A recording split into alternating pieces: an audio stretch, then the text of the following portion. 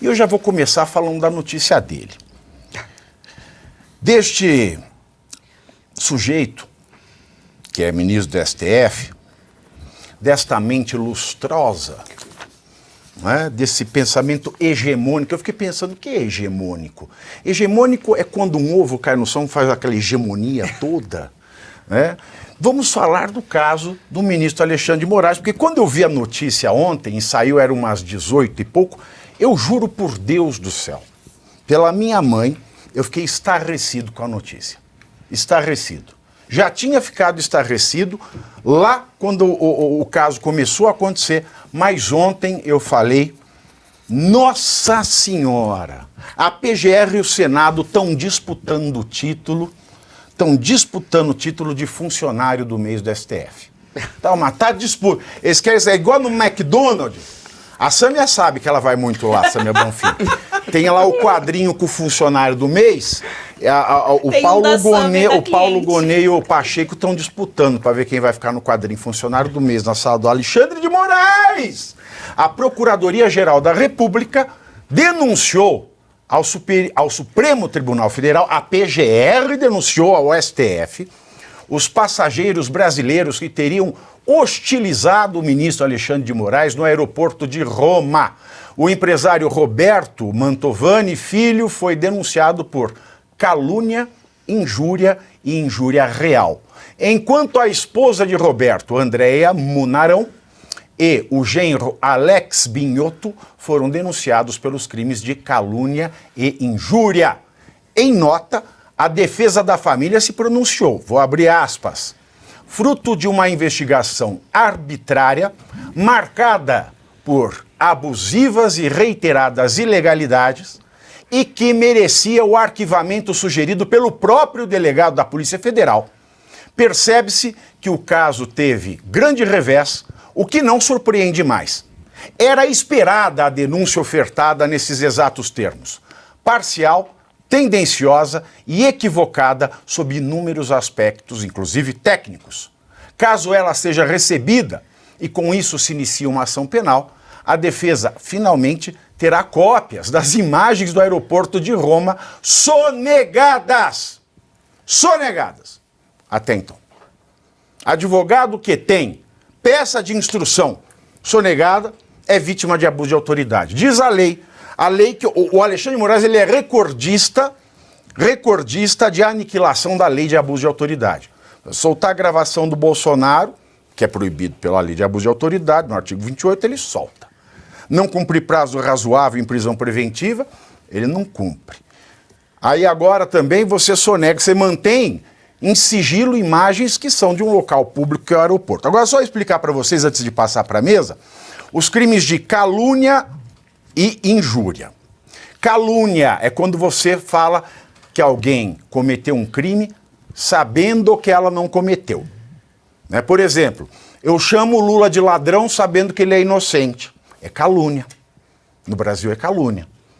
Aí, se eu chamo uma tia com terço na mão do 8 de janeiro de terrorista, não é calúnia.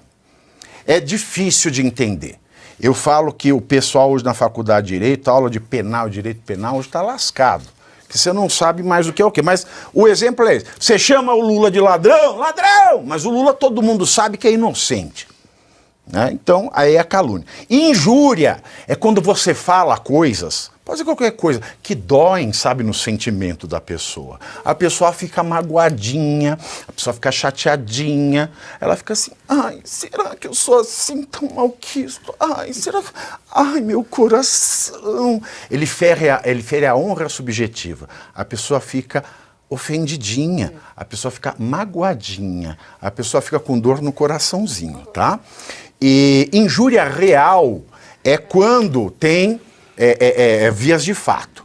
Vias de fato. E o relatório da Polícia Federal foi que supostamente uma pessoa teria encostado no... Não se sabe o que. É uma balbúrdia isso daí.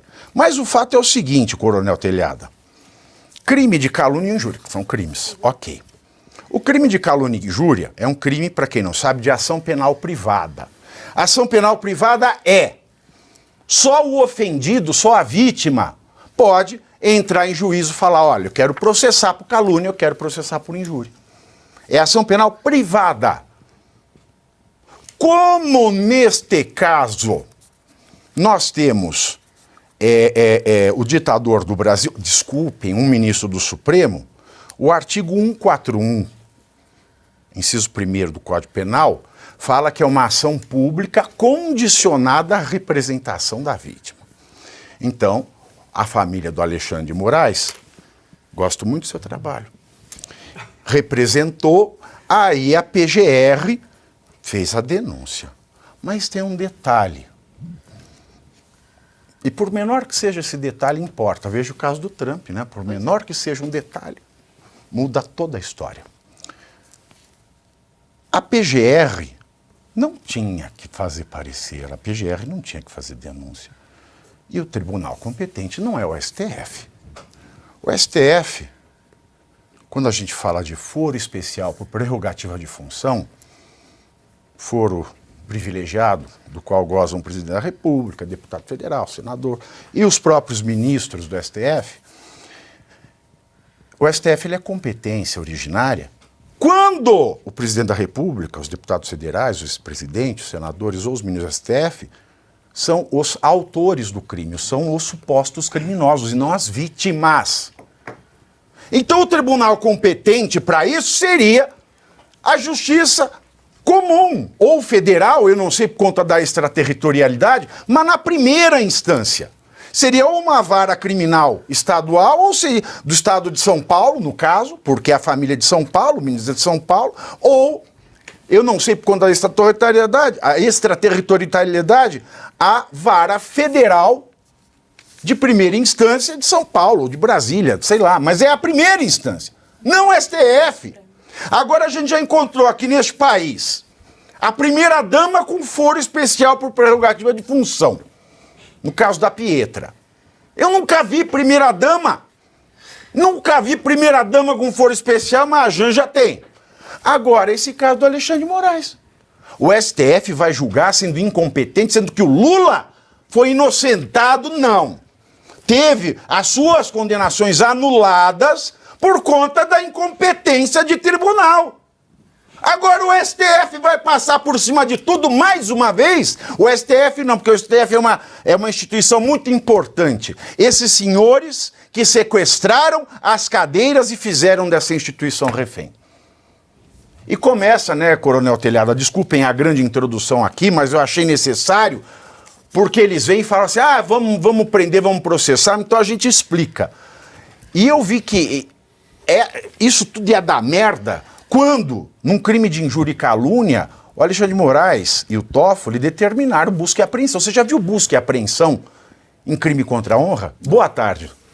Boa tarde. Olha, Pavinato, falar depois do Pavinato é difícil, né? Uma introdução dessa, onde você foi brilhantemente defendeu. Eu só queria usar as palavras da própria defesa aqui da família Mantovani. Aliás, a família Mantovani, uma família muito conhecida em Águas de Lindóia, uma família muito respeitada, muito trabalhadora, e se vê envolvida num problema sério desse aqui. E causa preocupação quando nós vemos todo esse desdobramento. E na defesa, eles disseram aqui uma investigação arbitrária, marcada por abusivas e reiteradas ilegalidades. Não é só nesse caso que nós temos visto isso. Em inúmeros casos, desde que começou essa situação no Brasil, onde infelizmente, não só o ministro Alexandre de Moraes, mas grande parte do STF não tem respeitado a legislação. Eles têm feito coisas ao arrepio da lei. E você, mais do que com muita veemência, defende essa tese. E nós não vemos uma manifestação que me causa mais, assim, asco, mais preocupação, é nós não vermos a OAB se manifestar nesse caso. Ela que briga por tantos interesses. A OAB mudou de nome, agora é absorvente. Deve ser, não é? Porque absorve tudo, né? Porque é um absurdo você não ter o respeito às prerrogativas, o respeito à legislação, e não é feito nenhum tipo de apuração, nenhum tipo de posicionamento, e principalmente de uma conduta, uma postura séria da OAB no sentido de se defender quem? As vítimas aqui. É o que você falou, o caso já está indo direto para o STF, se pulou todas as etapas, já está numa situação. E outra, essa situação das imagens escondidas. Gente, são imagens públicas. Já que o senhor Alexandre de Moraes é tão vítima assim, Qual o problema dessas imagens serem expostas? Se estão escondidas até hoje, é porque estão procurando alguma coisa que não conseguiram achar. Então, é muito preocupante, porque nós vemos, não só nesse caso, mas em inúmeros casos, a lei sendo desrespeitada, a lei sendo atropelada. Você disse agora muito bem dito, que nas faculdades de direito, a aula de direito penal deve ter virado um terror, porque ninguém mais sabe o que é certo e o que é errado. Se eu fosse advogado, eu estaria apavorado, porque eu não sabia mais que tese defender num determinado caso, porque nada mais vale, só vale quando ele quer, ou quando ele não quer, não vale. Isso é no mundo todo, eu só vi isso. Eu já te falei isso num outro programa, eu só vi isso no tribunal nazista. Nós tínhamos um juiz que era inquisitor naquela época, e ele fazia exatamente isso. Então a realidade é que nós vemos o que acontece no Brasil é apavorante, não há segurança jurídica, nenhum de nós está seguro. Amanhã depois, se eles não forem mais com a minha cara por causa dos meus cabelos brancos, eu posso ser preso por uma suposta ação. Então, que país é esse? Onde nós chegamos? E o pior, nós vemos o Congresso Nacional calado, nós da oposição sempre batendo e falando nisso, mas nós não vemos uma manifestação dos presidentes da casa, que são coniventes com o que acontece. Porque se a casa se impusesse, a casa se colocasse firme contra o que está acontecendo no Brasil, infelizmente no campo judiciário, no campo jurídico, nós teríamos uma mudança de postura.